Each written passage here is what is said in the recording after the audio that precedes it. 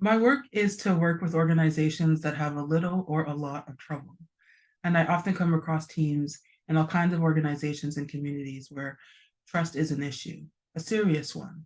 And one of the ways that it shows itself is that people feel defeated and give up on naming what they need.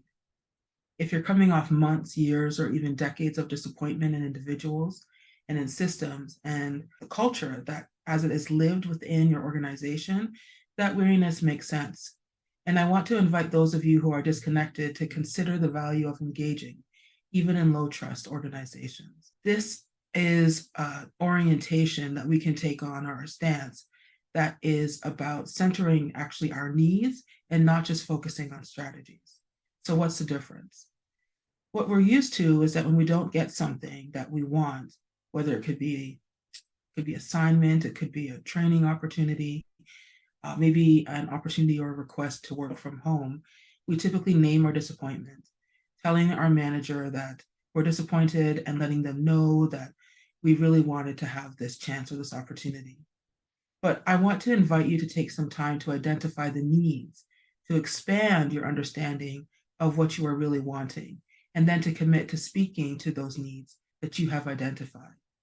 For example, if you wanted to take a couple of extra days off for the holiday weekend, and that time off is denied, you would naturally be frustrated or upset. And I would invite you to think about what needs of yours are not being met. It doesn't have to be down to naming one or two needs words, as is common within NVC. But are you missing an opportunity to be refreshed by not having that time off request?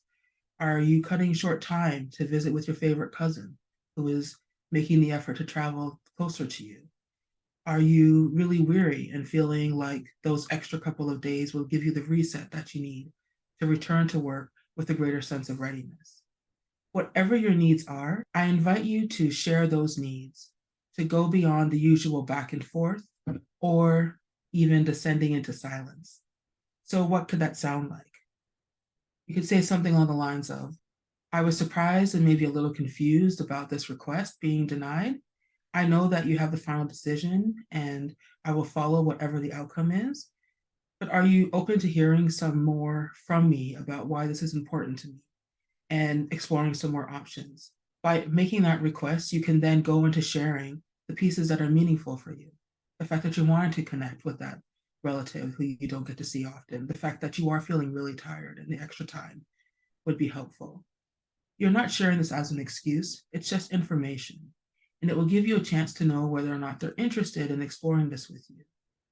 If they say yes, then that's great. You can move forward to look at coming up with solutions that will work for all involved. If they say no, that's useful too, because it gives you a sense of where you are at in that particular relationship. And having that knowledge will support you in your future decision making. Thanks for the question.